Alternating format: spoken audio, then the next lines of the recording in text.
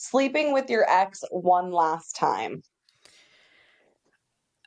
Don't piss me off. No, this ultimate pick me move. Yeah. And what are you going to get from that? Like, you're really not getting what you think you want. Chlamydia, There's going to be maybe? I another don't guy that know. can make you come 4 times better than your ex, and you're not going to have to deal with the emotional trauma as well. So bad. That's just a win for him and a big loss for you and your dignity. Girl, stop talking. All the shit that people are thinking but not saying. I'm not even like drunk. I've just been like drinking. Women, hey bitches, are you ready? Are you still talking? Girl, stop talking.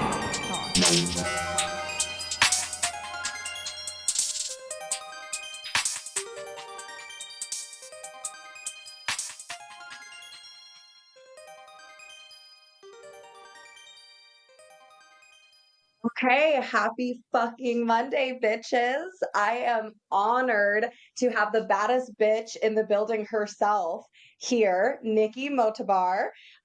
Like I said, she is the host of the baddest bitch in the building, where she has turned the 28 laws of power into, well, let's say she 180'd them into how women could use them in their day-to-day lives to help fight back in the patriarchy, which we love. So, hello, how are you, girl?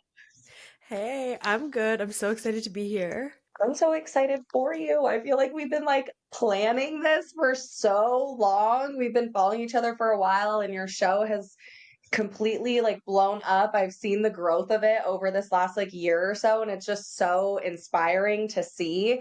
But it's also just exciting to have you here. And I think this is going to be a great niche, especially for my listeners. I know we have a lot of listeners that I would say a handful of my listeners are in relationships, but I know there are like the girlies out there that are still trying to figure it out, looking inward, being like, I don't know why dating's so hard. And so I'm happy to just have you on so that we can kind of change their mindset on how to approach some of these like dating skills.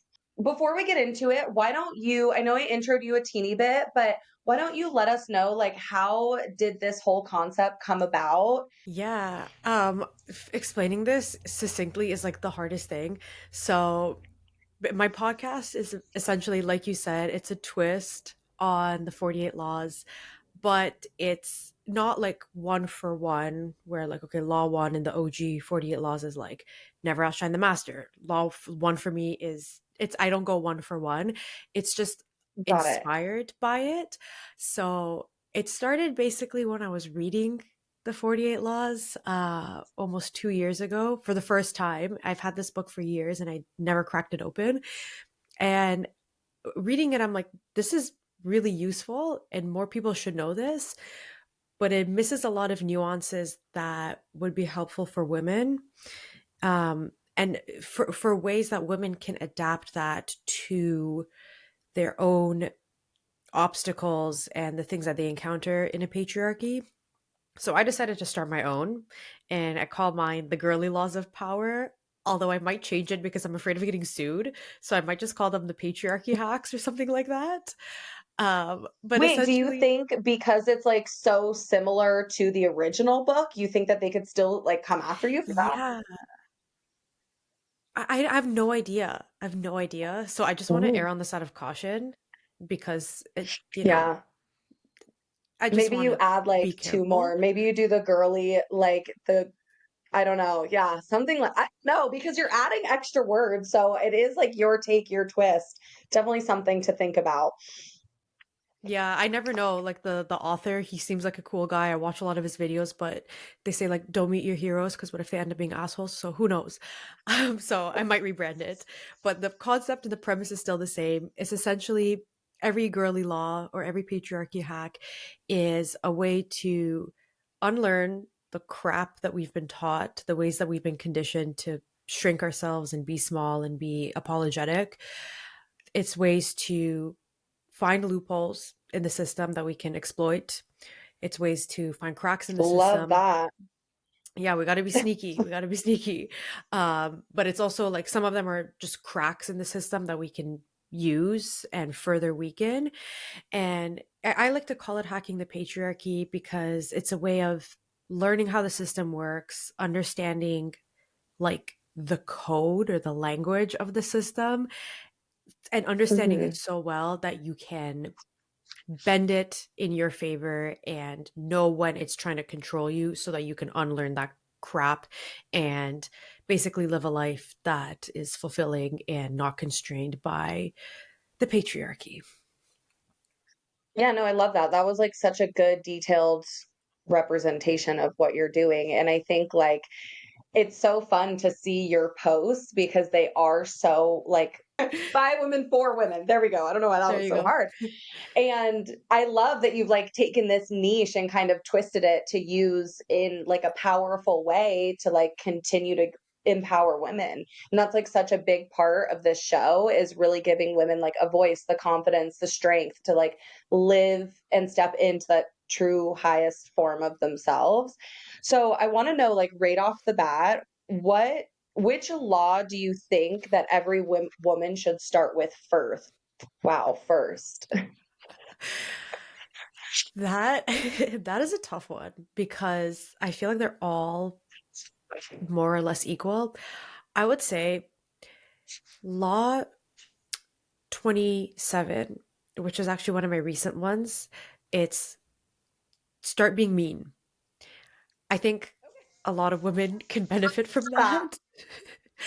And yeah, I well, and that goes along with like people pleasing, because I think that's like a normal trait is like trying to like do everything for everyone, like, and make people feel like they're okay. So I like that it's so bold. You're like, start being mean. How can we do that? exactly. And it comes out of a place of wanting to be respected because like you said, a lot of women are people pleasers. I've never met a man who's a people pleaser. Maybe that's just me, but every people pleaser I know is a woman. And that's because most women have been taught that it's more important to be liked than to be respected. And the way Hmm. we end up being liked is by getting validation from other people, by doing things for them and being of service to them. And that's why a lot of women are conditioned to be nice girls, because we're agreeable, we're useful, we're non threatening. And at the end of the day, everybody loves a nice girl, but nobody respects Right. her because they can use her, they can abuse her, they can discard her when they're done with her, and they got what they needed out of her. But when you're mean, you've bypassed this need to be liked. You're like, I don't care about being liked. Fuck being liked. That's not important to me. I like myself. That's the only thing that matters. And being mean is just, it's not like being an asshole, being a bully, being a Regina George. Yeah. It's Yeah.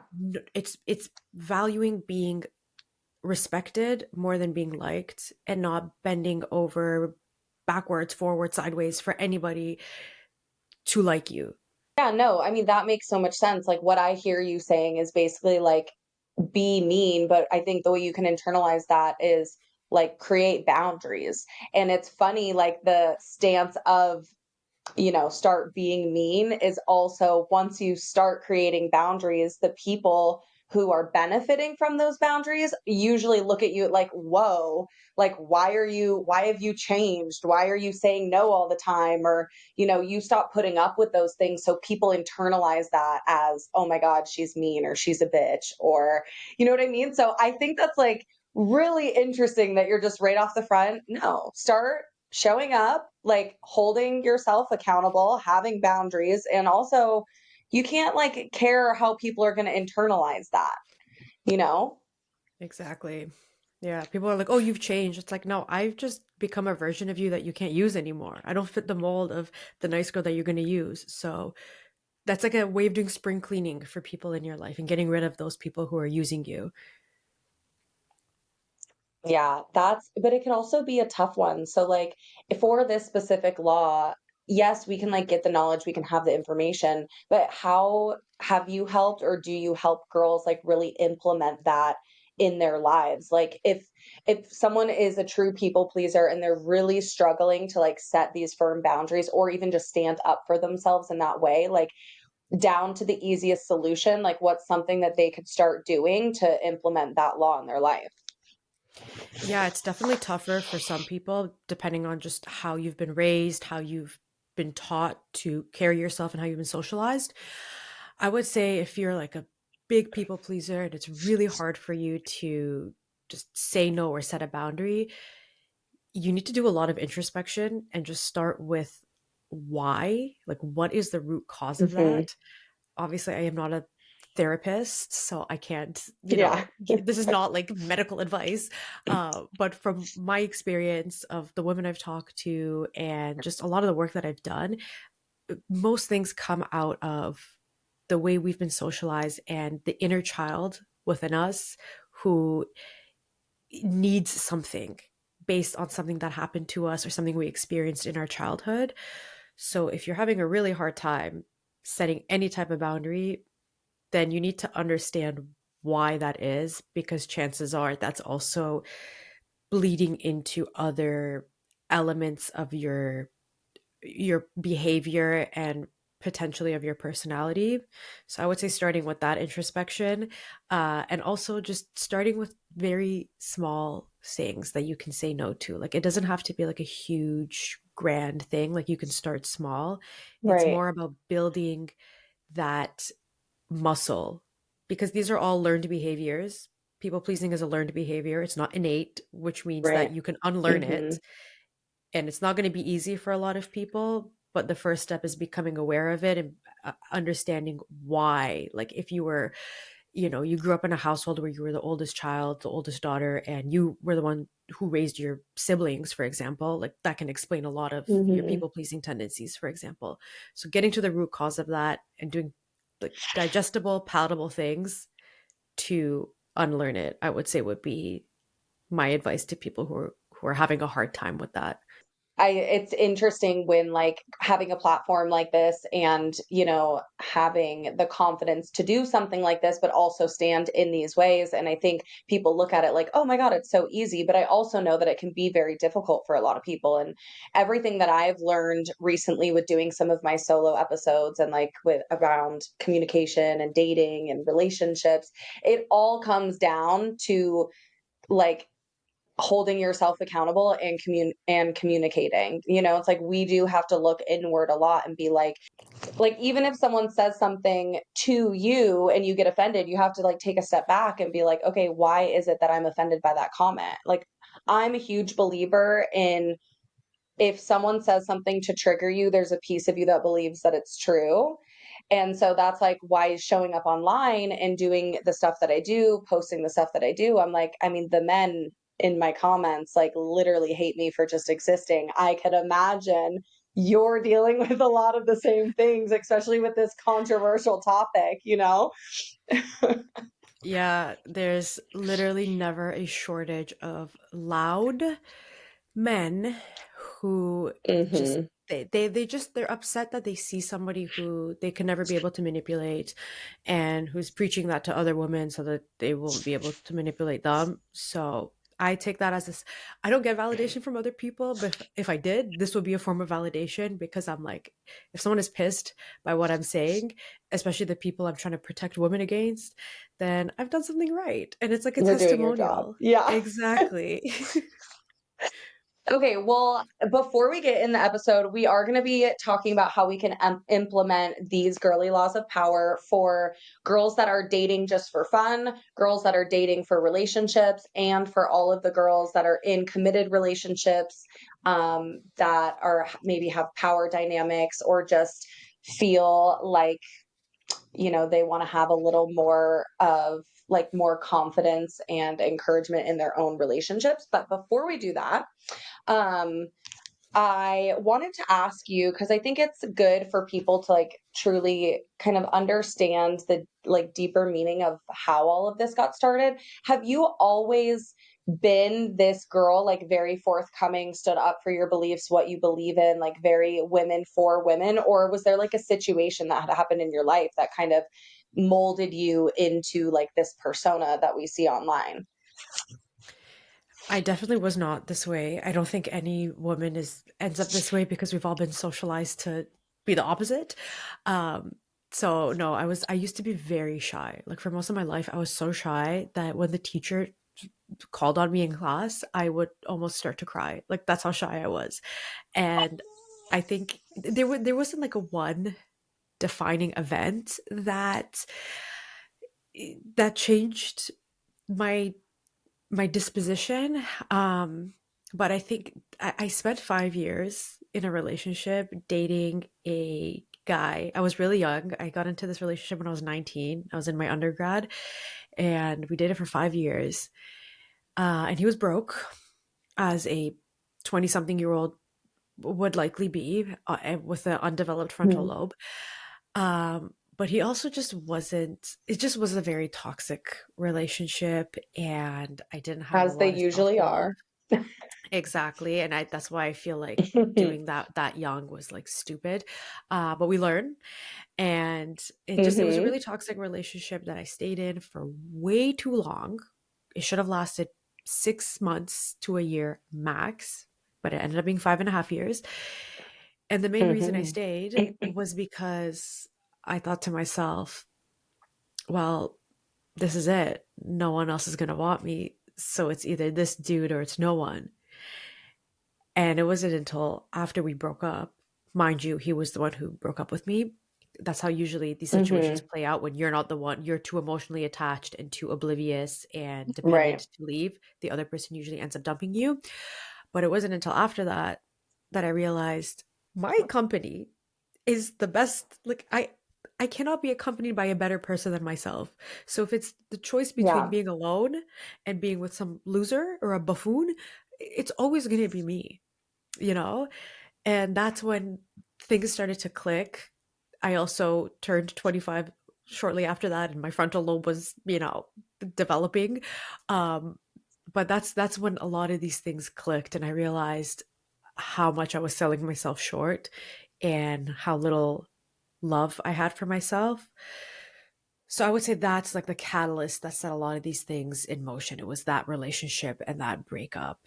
All of these things that we're talking about come from lived experiences, but and I don't know how much you talk about like your own personal experiences on your show, so I wanted to kind of dig into that a little bit so people could see like where did this stem from. And I think also there's this like parasocial relationship that people have when you post content online, and I think a lot of times people just look up to people being like, "Oh, I wish I could do that." Like, look at how they're doing that, but they don't always get to see like the struggle or how it came about. It just looks very curated and fun, or, however it decides to come off online. So I appreciate you going into that. I think we can all relate with super toxic relationships in our 20s. I mean, I Mhm. quite literally have an episode that's titled Your 20s Are for Learning. Yeah, they are. So let's get into, I want to figure out like how can we use and what would some of these girly laws be that we could use for girls that are actively dating but just for fun. Like they're not looking for a serious relationship, they're maybe looking for like someone just during cuffing season, or maybe they just got out of something and they need a little fun. What would be like your two go-to girly laws that they could use to kind of, find some sort of situationship in that realm? Okay, two girly laws. I have to pull up my Or laws whichever one, just because kind of like, yeah, whatever pops into your head is also totally fine. I would say number one is law six, which is to be emotionally detached. Because if you're going into Oh, anything, you know, yeah. 1000%. Yeah. Couldn't have picked a better one. Literally, like this is the law that you need, because especially if you're going into like a situationship or anything like that, I think that inherently can make you vulnerable, and it can make you like you're enabling a man to come into your life and he can use you for your body and do a bunch of things, tell you whatever you need to hear so that you can give him sex, you know? So inherently in a position like that, I would say you need to be emotionally detached. And what that means Hmm. is you need to master your emotions, not be guided by them. Women are not more emotional than men. That is a myth. but women have been socialized to be better able to express their emotions. And obviously that changes our brains are plastic, and so our brains rewire themselves based on practice. And so yes, women are able to express emotions more and feel them better. That doesn't mean we're more emotional, but a lot of women are guided by their emotions, especially Mm-hmm. because they're guided by expectations. And that is a projection, because there's so many expectations placed on us as women that we then turn around and think, well, because these expectations are placed on me, I have to place those on this situationship or this guy that I want to date, which is wrong. You need to be guided by a goal. You need to replace your expectations with a goal. That's what men are doing. And I Okay. always say a Yeah. man who is trying to get into your pants is super goal oriented. He knows exactly what he wants. So be guided by your goal and be loyal to the outcome, not to the way that person makes you feel, because then you're Mm-hmm. going to be setting yourself up for a lot of It's a manipulation trap. and disappointment. Exactly. Exactly. So I would say that's Yeah, the first law. I love that perspective, by the way. I think I've never thought about it that like men are like they have a goal in mind and so they're moving towards the goal and they're not basing it off of emotion or feeling or expectation. I've like literally never thought about it like that. So that was like top tier great advice. Yeah, and that gets them pretty far, because they'll tell you whatever you need to hear, whatever they think is going to Yeah. get you to open your legs and give him what he wants. So we have to do the Right. same thing. And maybe in this situation, that's what the girl wants too, right? They're just dating for fun. They just want something light, not serious. And I think, being able to compartmentalize also, like not leading with your feelings. But I think as women, like you said, we're typically leading with our feelings and our emotions, learning how to compartmentalize these relationships if you are just wanting to have fun is also huge, which I have struggled with in the past. Like I look Mhm. back to my dating and always wanting to like find love and whatever, and I mean there are so many red flags with all of that, but I wasn't able to like compartmentalize those relationships, that to the point where I was like, okay, I'm not having sex with anyone else because I just end up like falling for them, and then I'm the one that's like crashing and burning at the end.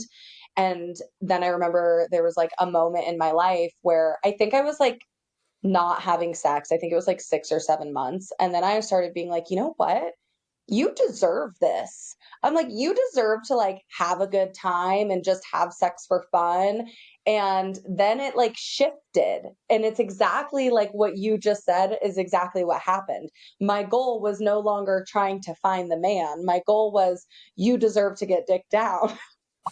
And then like the emotion came right out of it. Then I quite literally had men get upset with me because they felt like they were being used. And I'm like, wow, how the tables got turned. Exactly.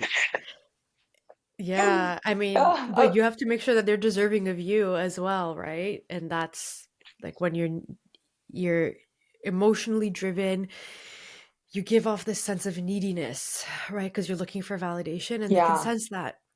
And that's how they end up being assholes and just, getting their way, because then they have the upper hand. So let them feel used, because that means you had the upper hand.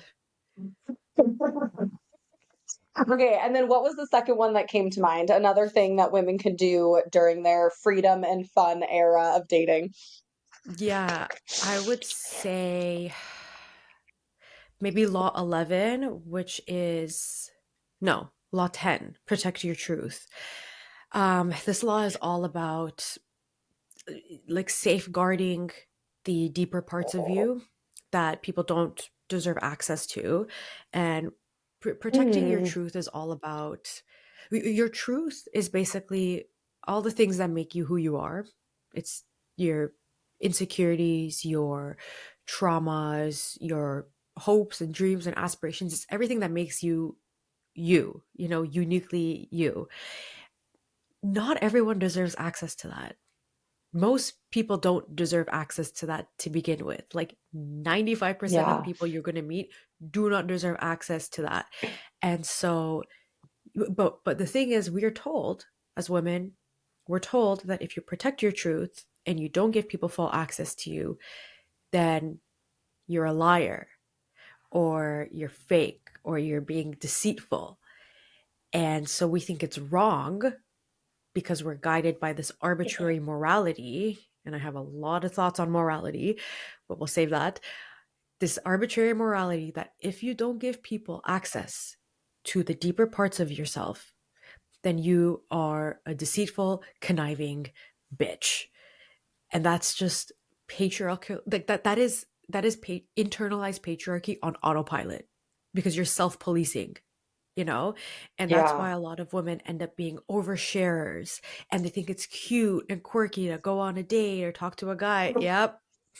There you go, girl, stop talking. Like Literally. we literally need to shut the fuck up sometimes and just Mhm. not let people into those parts of ourselves, especially if you're just having fun and these are not, you're engaging with people who you don't want to have in your life long term. They're just Mr. Right now, not Mr. Right. You don't want to give these people that much access to your vulnerabilities. And so Mhm. protecting your truth is just, it's really, really important. If you have to lie, sometimes you have to lie. Sometimes you give a half truth. Sometimes you give no truth. But you just got to protect yourself, because that there's nothing wrong with doing that. Regardless of what the patriarchy tells you, there's nothing wrong with protecting your truth. Yeah. Yeah, that's so interesting. I mean, I definitely lean into that part of me because that's just genuinely how I like show up in the world. And but I will say that when it came to dating, I dealt with like a lot. There was a time in my life where I had dealt with a lot of trauma.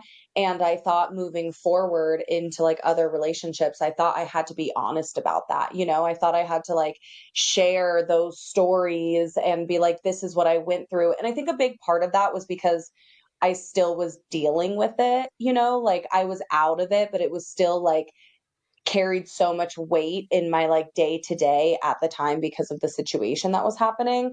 And I remember, like, as you're saying these things, I'm having like these little like flashback visions in my head of like when they have like directly impacted me in my life. And this one's like more of a, I guess, like a positive story. So, like, regarding what you just said, when I met my current man that I'm with right now, um, I remember thinking, like, this is the healthiest relationship that I've ever been in. And I remember thinking when we were dating that I had to like tell him these things too.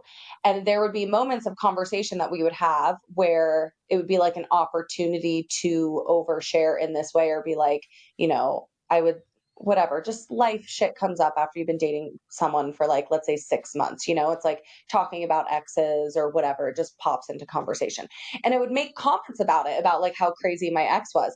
But he didn't feed into it at all. He was just like, like not in like a bad way either. It was just like, oh yeah, that sucks. We've all been through really shitty relationships. And I remember being like, wait, you're not gonna like ask about it? Like, do I have to tell you? Like, do we need to like sit down and have like a heart to heart? Like, I felt like I needed to explain that side of me, even though like I was the victim in the situation, which is so strange. But I think that aligns like with what you're saying. Like I didn't, because I was still dealing with those traumas, I wasn't like, and I was with a guy that was like a good person. I didn't feel like it was necessary to even have to go down that rabbit hole because it wasn't about that anymore.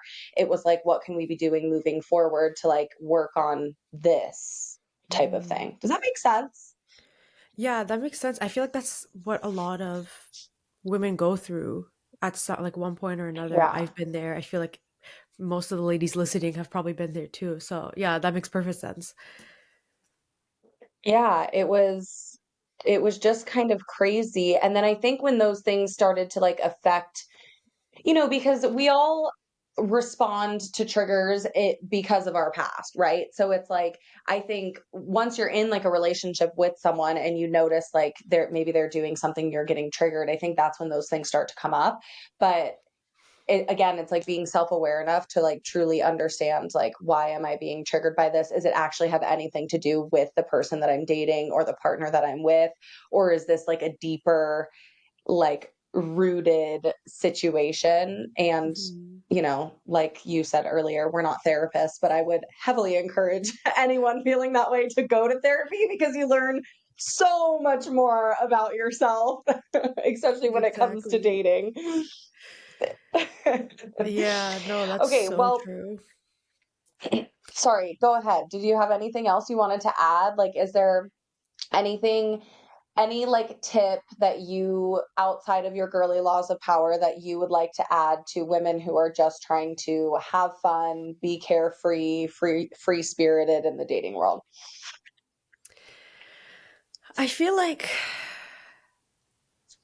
I feel like your body is the most sacred thing that you have, and giving someone access to that is the most sacred and intimate thing you can do. So, just making sure whoever gets access to you in that way is deserving of it. Um, and just being comfortable with just being by yourself, because being alone doesn't mean you're lonely.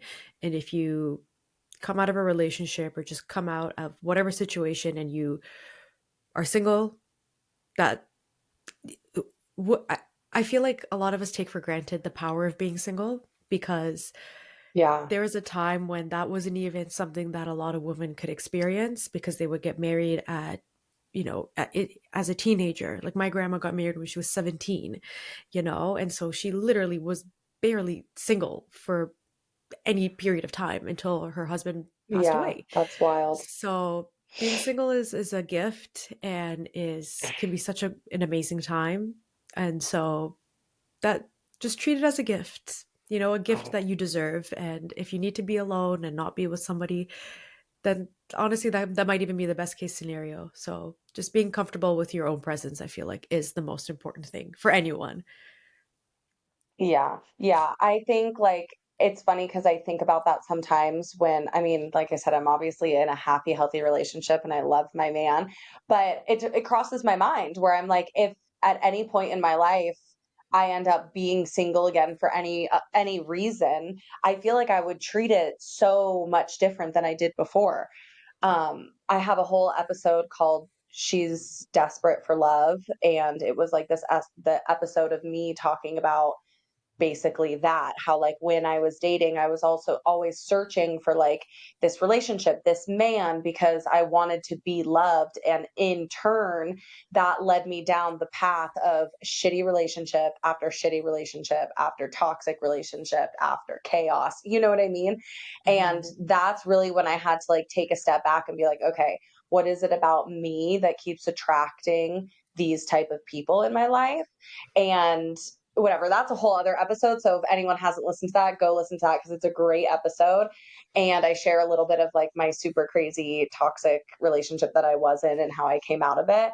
But I think now, being in like learning so much about relationships and people, and like even just being more in this field of like dating and communication, I look back at like dating, I'm like, fuck, I would do that so different. I'm like, and I feel like it would be way more fun than it actually was before. So I'm like, Yeah. wow, look at me. I have boundaries, I have standards. Like, I wouldn't be giving like all of myself to someone in hopes for getting a fucking breadcrumbs back.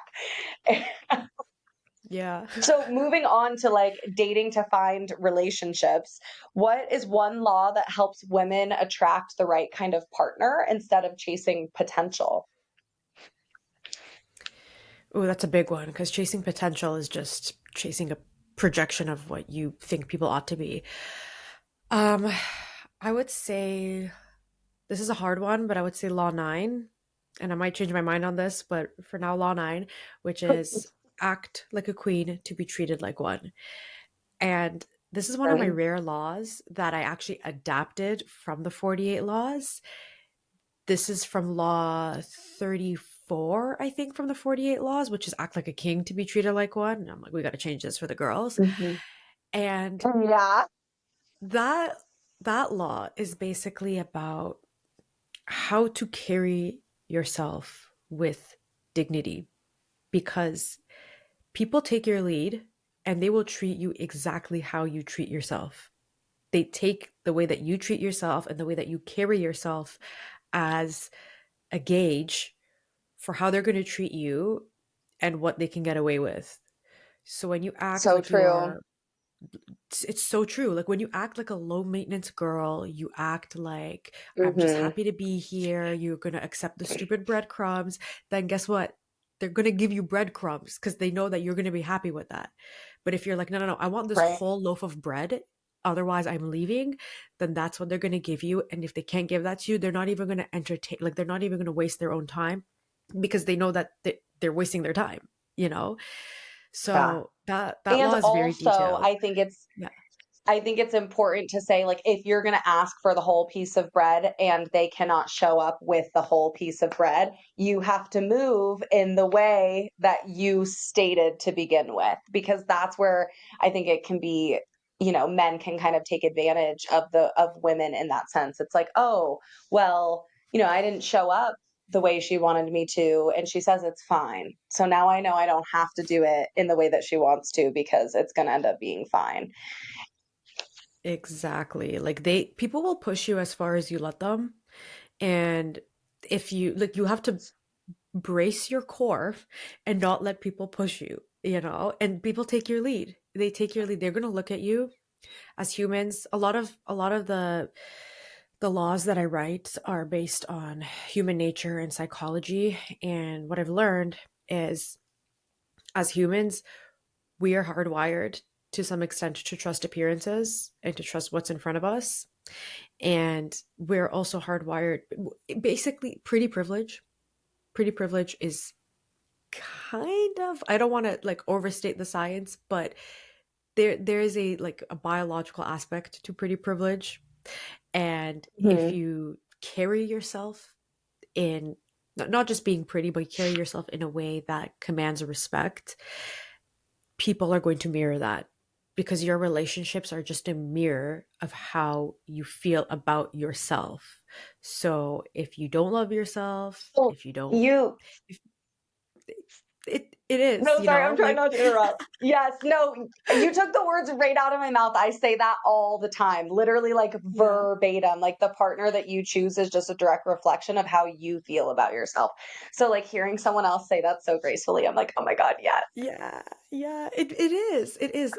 So when you're with somebody who doesn't treat you well, I I don't want to put blame on the women or victim blame or anything like that, but it's probably because you don't treat yourself well and you don't hold yourself Yeah. to a high enough standard. And as women, we are only as good as our standards. So you need to exude that in every aspect of your life. Yeah, and I think a lot of this goes back to being comfortable and confident being single.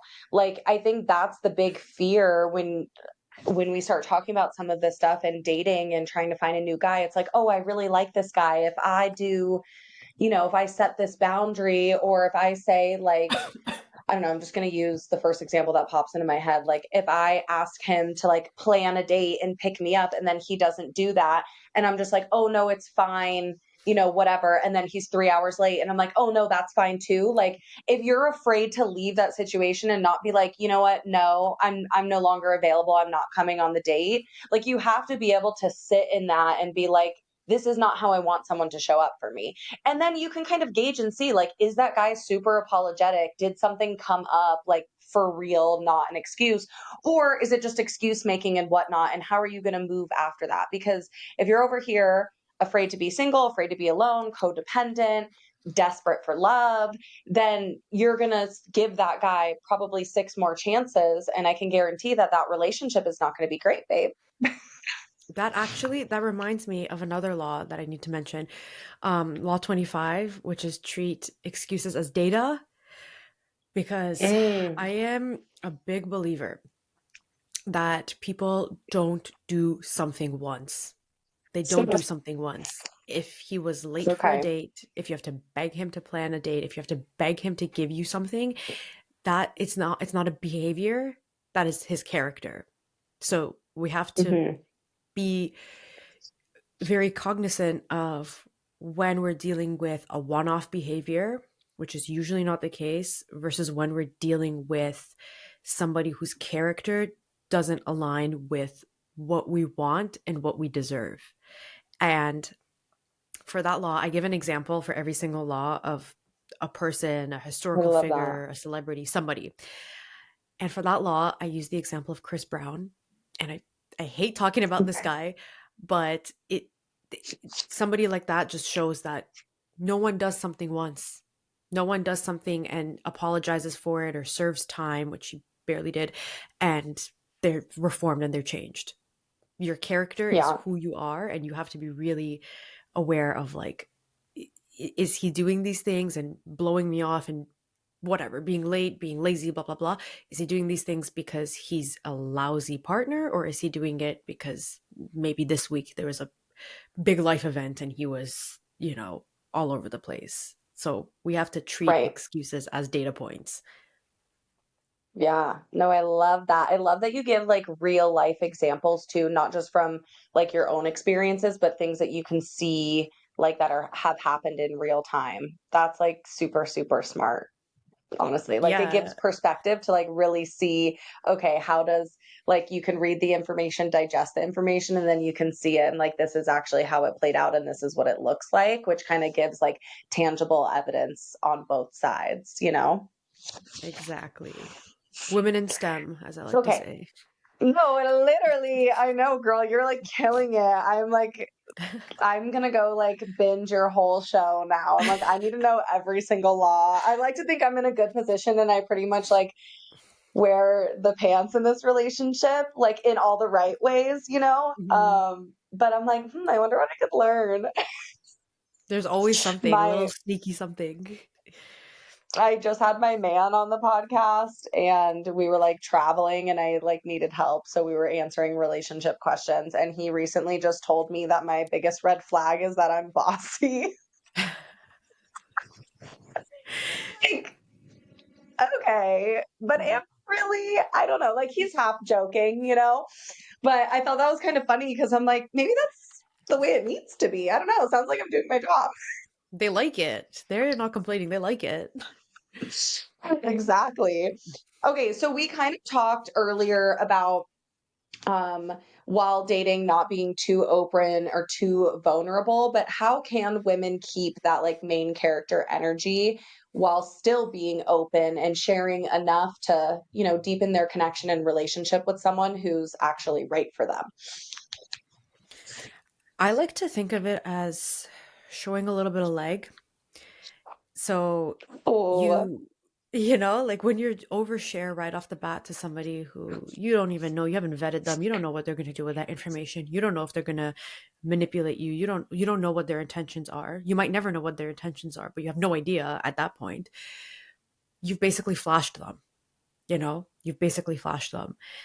You want to show a little ankle at first, and then maybe a little bit of knee and maybe a little bit of thigh, but every step of the way, you have to be sure that this is a person who deserves to see that. Does he deserve to see your ankle? Probably yeah. not, you know? And there's, I think we need to just trust our gut. As women, we have a very strong gut instinct. I don't like the term feminine intuition or motherly intuition or those things, because it kind of, it it relegates intuition to maybe the realm of pseudoscience or something that's not as, I guess, what's the word I'm looking for? Concrete. That's not the word. But, like Hmm. people brush off intuition as, oh, that's just like, there's nothing concrete. There's no evidence. There's no empirical evidence to back that up. When in reality, your intuition, your gut feeling is literally, it doesn't happen in your gut, it happens in your brain because your brain is picking up signals from that person's micro expressions on their face, their tone of voice, their body language. Your brain is picking things up that you're not even consciously aware of. And it's forming Right. a gut instinct based off of that. So if you are with somebody and your gut is telling you, don't say this, don't share that, you have to listen Listen. to it. Exactly. Your brain is telling you something that you're not picking up consciously. So always trust your instinct and let that be the thing that guides you throughout your, not just your romantic relationships, but honestly, like anything. Like my gut instinct guides me through Yeah. every, like even if I want to post something on social media, my gut instinct will guide me through that too. Yeah, it's not something that we're like taught to listen to. And I remember like when I was really young, my mom would always say that, listen to your gut, listen to your gut. And there were quite literally situations that would happen that I would have this feeling and then something bad would happen. Like a lot of them happened when I was younger and I was like chaotic and crazy. Like I remember going out with my friends one night, we were going to go to a party and I had a bad feeling like this party is going to get busted like by the cops, you know? What happened? That's exactly what fucking happened. It's like just things just like that. And especially in relationships, because we get into these situations where the person that you trust Hmm. Hmm. is feeding you, or manipulating you or feeding you lies, and it gets confusing. And then you start to question yourself, and you really have to like, as if the person wasn't in the room, like get with yourself and be like, how do I feel about this? Like, no, you might not have evidence, you might not have all the facts, but like you said, there's a reason why your body is like something about this isn't right, and listening to that will save you so Hmm. much. Exactly. Okay, well, I want to get into committed relationships and some power balance that we could create while we're in them. So, how can women in relationships keep the balance without it like turning into control? I guess with adding some of these girly laws, like what are some of the things or a law that they can take and implement in their relationship without it turning into control? Yeah, I'm gonna quote one of my favorite movies of all time, My Big Fat Greek Wedding. Okay. uh, and the mom, Maria Portocalos, says, "The man is the head of the household, but the woman is the neck, and she can turn the head in any direction that she wants." And I Okay, feel that's like a banger. it's so good. I watched the movie last week. I have to watch it every few months for maintenance because I love that movie so much. And it it's so like that like when you said you're bossy, they they, they I am a strong believer that men like that, but in they want the token position of power. They want to look like they wear the Mhm. pants when in reality at home they're barely wearing boxers. And the law that I think is very very relevant to this is my girly law 11. Sometimes I mix up the numbers, but I'm pretty sure it's 11, which is use the power of suggestion to get anything you want. And if you're Okay, not I've heard you talk familiar, on this one. Yes. yeah, this is one of my favorite laws. And basically, suggestion or insinuation, whatever you want to call it, is the art of asking for something indirectly. So you're basically planting a seed that person is then going to water and grow and think that they're the ones who planted it the entire time. So it's making the other person think that it was their idea. And Got it. this is really important in the power dynamics in a relationship because as the woman, you want to get whatever you want. You want to get whatever you think you're deserving of, right? You don't want to always ask for it. You don't want to set that precedent Mhm. that if she wants it, she's just going to ask for it. Because I don't want to ask for shit. If you're going to be my partner, like you need to be attuned with what I want and know that I'm, a spoiled brat and I want what I want. So when you indirectly ask for things, that is when you create this sense of harmony because you're not nagging, you're not continually asking, oh, well, why didn't you do this? I always wanted you to do that. You never did this, blah, blah, blah. You're not shaming the person for not Right. doing Or something. nagging. Nagging and shaming. Yeah, those are like, nagging is the worst thing that you can do, because then they're going to think of their mom, and nobody wants to date their mom. And it makes them think that it was their idea, and that makes them want to do it again, because once you get what you want, you follow up with appreciation and making them feel like they, it's like dealing with a 5-year-old. Oh my god, thank you, that was great, you did such a good job, that's amazing. And then they're going to want to do it again. And Praise, like attention. Yeah. exactly, not in like a overt way, like you use your feminine Like genuine. Like, abilities. Yeah. Yeah, it's always yeah. rooted in empathy, because people always like to say, "Oh, I don't want to Mm-hmm. play games. I don't want to be manipulative." Blah, blah, blah." I'm like, life is a game. You learn to, and it's rigged against us. So you got to play the game, and you got to play to win. Mm-hmm. I can give an example of suggestion, because I I was feel gonna like this ask. Yes, is, please yeah, do. this is like one of those things that you need an example for. So this is one of my favorite examples. This guy I was dating. I like to go shopping. Like I said, I am on the spoiled side, and that's the standard I hold myself to. And I just really wanted to go shopping. And so I struck up a conversation. This was over text. I struck up a conversation about ideal dates or ideal outings or something like that. And this was early on in the, dating stage. And I got him to ask me, "Oh, what's your ideal date? What do you want to do?" And I said, "Oh, I would love, it's such a turn on for me." Use this a little bit of a seductive language. Such a turn on when a guy takes me out to buy a nice dress for dinner, and then, we go out and I can wear that dress that he picked out for me. And That's that's it. fun. That's all I said. That's all I said.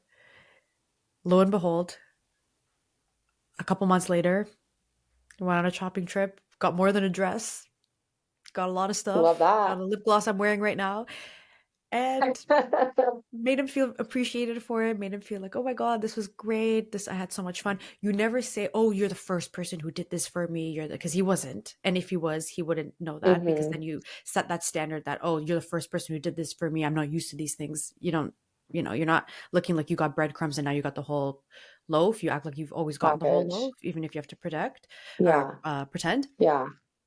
But you follow it up with a little bit of appreciation, and then they do it again, and that's what happened. So you gotta be a little clever, a little sneaky, a little clever, and you get what you Yeah. want.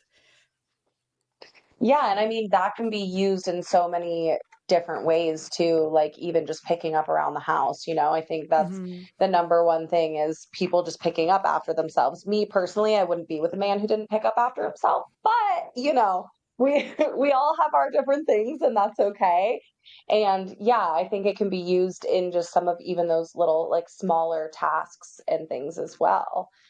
Um, Exactly.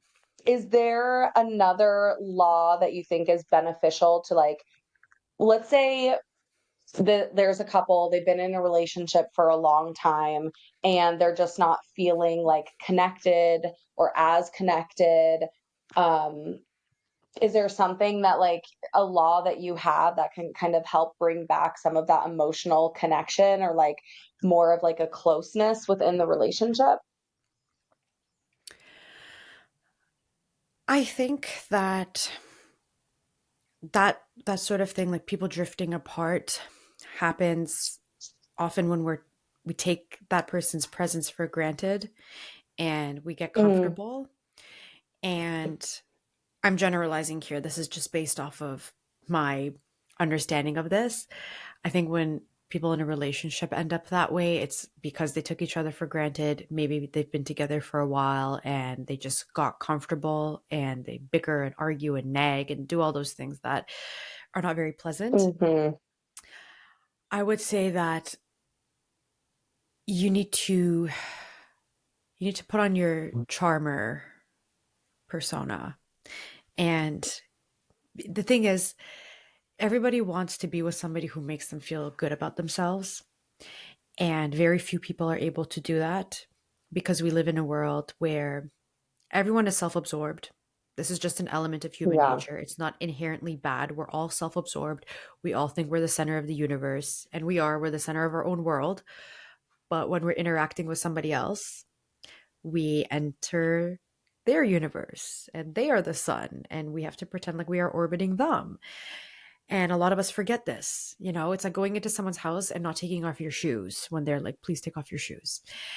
So, for a situation or a relationship where, the couple is maybe disconnected or lost a spark that they may have once had, I think you can take it upon yourself to use charm. And this is my law number 20. I wanted to do something fun for number 20, which is to master the art of non sexual seduction. Obviously, this is a relationship, so the non Oh, I sexual love part, you can drop that. it. Yeah. Yes, yes. And this works in any situation. In a relationship, it's like perfect because I talk about it in Right. a non sexual sense because you can use it at work, you can use it in lots of different Right. contexts. Like you also like romanticizing pieces of your life too. Like if you're single, like it could be, like you said, it can be used in so many dynamics. Exactly. And basically, the type of seduction I'm talking about, whether it's sexual or otherwise, is charm. And charm is basically making that person feel really good about themselves and feel validated in your presence. And it's a skill that it's like a lost skill, or maybe it's not lost because no one really had it to begin with, but I find that it's so rare and it's so powerful because when you make somebody feel good about themselves when they're with you, they just want to be with you more. It's like you're a drug Right. that they crave. And it's like a breath of Yeah. fresh air in a world of self-absorbed people, in a world where people are just competing with one another. If you're dealing with a dude, chances are he's in a competitive workplace or he's competing with some other guy or whatever. And you want to come in and be a breath of fresh air.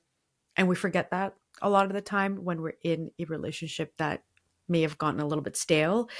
So reigniting that through charm and sexual or non-sexual seduction, up to you, could be a really good way of sort of taking that initiative and then getting things back on track. It's a way more intricate than what I'm describing. There's like a lot that goes into it, but that's like the Yeah. gist of it. The baseline. Hmm. Okay.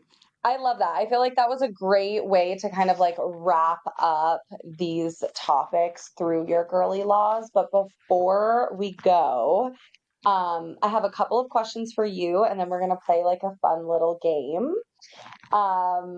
Okay, so for you, if someone could only take one thing away from the girly laws of power, what would it be? Life is a game and it is rigged, and you do not play fair in an unfair world. Love. Short to the point. We really love Yeah. that. Okay, what's one law you think women break the most, and how can they start rewriting it? Wow. Okay. That's like the hardest one you've asked me this whole conversation. Oh, that's tough. One. Okay. Okay. I'm going to say law two, which is to stop being guided by right and wrong. And I'm kind of cheating a little bit with this because that law is basically about not adhering to this arbitrary morality that we've been taught, whether it's through culture or religion or law or whatever, about what's right and what's wrong. Because a lot of the things that we're taught are wrong, are actually things that are just that Oh, men are not okay. taught. Yeah, morality Yeah, is a big tool. It's a big control tactic that's used on women. A very obvious example is sleeping with having multiple sex partners. Like for women, that's you're still shamed for that, but for a guy, it's applauded and praised. Yeah. it's exactly. So do not subscribe to this arbitrary morality. Something is right if it serves you, and it's wrong if it doesn't, and I stand by that. Okay, love that. All right. You call your show the baddest bitch in the building, but what does the baddest bitch mean to you today? Oh, another hard question. The Mm. little flip on this, I keep forgetting the word that I want to use, but the the thing is, the baddest bitch in the building is actually you. It's the listener or the viewer. And people are always like, "Oh, Yes. you call yourself the baddest bitch in the building?" I'm like, yeah. But it's literally the person who's listening to it, you know? My intro is, hi everybody, my name is Neeki. I'm your host and the baddest bitch in the building, not to be confused with you, who's also the baddest bitch in the building. And Cute. that sums it up, because it's a woman who doesn't need to compete with other women, because she uplifts herself and uplifts others, because in a patriarchy we are conditioned to see other women as competition, when in reality, if we all just banded together and held hands and were nice to each other, a lot of, you Yes. know, we would have a more united front. Yeah. This is like so random and off topic, but I was just thinking recently, one of my favorite reality TV shows is Love is Blind. And I was thinking this morning, because they're about to wrap up the season finale of their last season.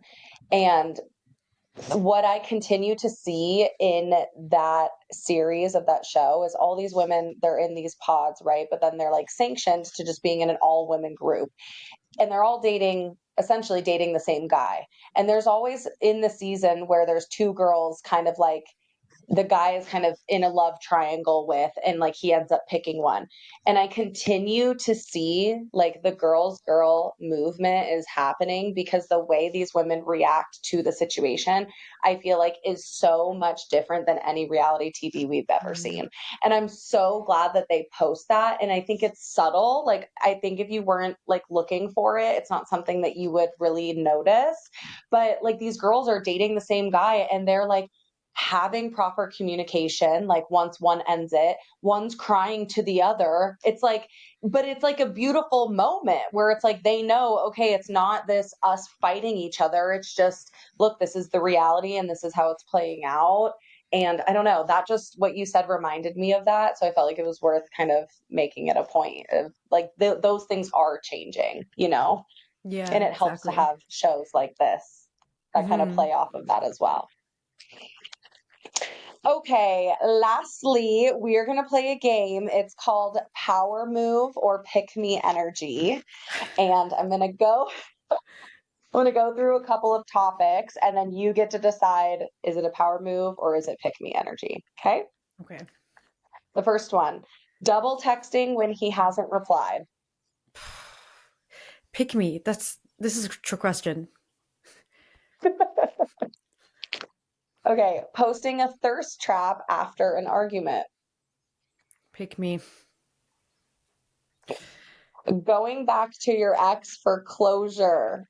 Oh my god, you're making this too easy. Going back to your pick me, first of all. Going back to your ex is like, my aunt gave me this analogy and it's disgusting, but I'm going to share it anyway. Going back to your ex is like throwing up and eating your throw up, and that's all I'm going to say. He's an ex for a reason, girl. Okay, telling someone you're dating other people.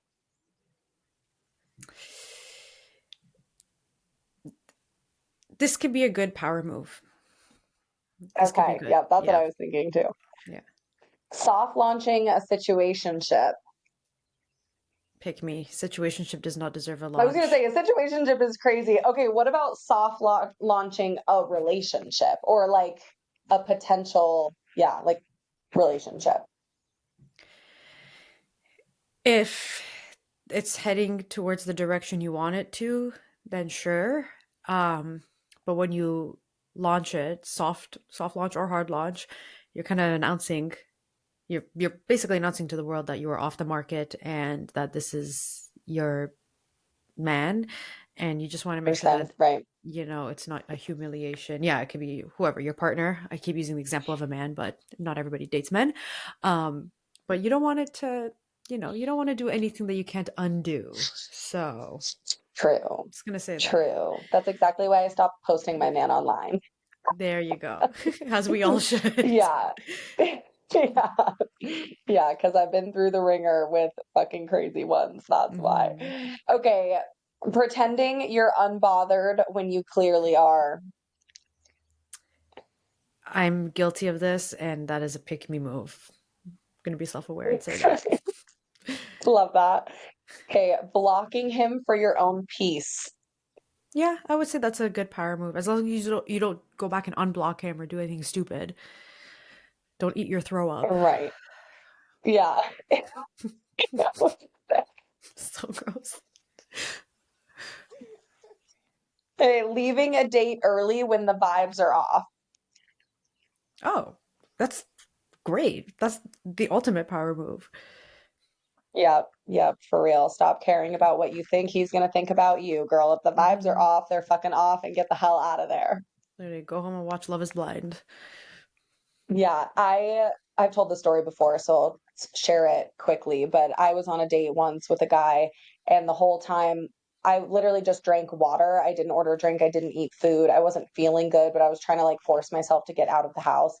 And he was like hungover, and he made it like very apparent that he was hungover. And he kept saying how hungover he was, and he is like telling me he has to go to the bathroom to like throw up on my first date. Okay. That is He so goes to the gross. bathroom to whatever because he's hungover. And he comes out and he's like, "Oh, I know I'll feel better. I'm just gonna like chug some water." And I'm sitting here like texting my friend, like, "What's going on?" She's like, "You need to leave. Like, what the fuck are you still doing there?" But I was struggling through that, like, but is that rude? Whatever, you know. Then he proceeds to order hot wings. And I was so disgusted that the next time he went to the bathroom to, I'm assuming, try to throw up, I literally left. I Irish exited and Good. never fucking talked to him again because it made me Good. so uncomfortable. Ew, that's so gross. I'm so glad you did that. Oh my God. Shit. Because that's not even rude. It was rude of him to show up in that state to begin with. No, and he was like begging me to come. I was one saying, like, I don't think it's a good idea. Like, I'm not in a very good mood, blah, blah, blah, like this whole thing. And ever since then, I mean, he had like been in my DMs trying to like blow me up and like apologize. And I'm just like, that was wild. Okay. We only Oh have a my God. couple more left. Showing up late to make a point. That's kind of crazy. That seemed crazy to me. You know what? As somebody who's late to everything and I'm not trying to show a point, sure, do it if you need to. You're like, power move. Yep. I see. I would look at that as like passive aggressive. Like, I think Mm, if you're, you know what I mean? Like, I think it could be taken that way. Like, oh, if he's always late, then you're going to be like, oh, well, I'll show him, or, you know, whatever the situation may be. So I think be careful with that one. that's But I true. can see your point. I can see your point too. If you're like, listen, girl, I'm already late, it's just going to be in the no. As long as you're using like the power of suggestion, if you have like a concrete thing that you're trying to achieve with it, sure. But if it's a way to avoid communication, then no. Although I would say y'all should be arriving at the same time because he's picking you up and taking you with him. So Sleeping with your ex one last time. don't piss me off. No, this ultimate pick me move. Yeah. And what are you going to get from that? Like, you're really not getting what you think you want. Chlamydia, There's going to be maybe? I another don't guy that know. can make you come 4 times better than your ex, and you're not going to have to deal with the emotional trauma as well. So bad. That's just a win for him and a big loss for you and your dignity. Yes, exactly. Okay, girl, before we wrap all of this up, thank you so much for coming on. This was so fun. And I just want you to share, like, what are you doing? What are you working on? Where can people find you? Give us all the details. Sure. You can find me on Instagram, on Spotify, Apple, YouTube. I post video versions of my podcast if you prefer videos. And oh, on TikTok as well. I post TikToks. And what I'm doing right now is I am in the final stages of self-publishing a book on my first 20 Yay! laws. Yeah. Well, they're going to be called That's so hacks, patriarchy exciting. hacks. Yeah. And I'm not sure if at the time that this episode is released, it's going to be done, but I'm like 90% of the way there. So if you like written down things, you like a book that you can highlight and, write notes in the margin, then that's definitely something to check out. Um, but if any of the laws interested you, I go into so much detail about each one on my podcast, and I post little bits and pieces of it on my socials. So be sure to check those out. And yeah, I had a lot of fun. I loved this game. I love talking to you. I feel like Yay. we talk all the time, like on DM, but it's great to just sit down and, Yeah. have a full conversation. I know, for real. One day we're going to end up in the same space together too, girl. So I can't wait for that Yeah. moment. Congratulations on the book. That's Thank like you. huge. And I can't wait to snag myself a copy. And, thanks so much for coming on today. This was perfect. It was so great. This was awesome. Thank you so much for having me. Yes, girl. Okay, you guys go subscribe to her show, subscribe to the YouTube Girl Stop Talking podcast, and we'll see you next Monday. Bye. Are you still talking? Girl, stop talking.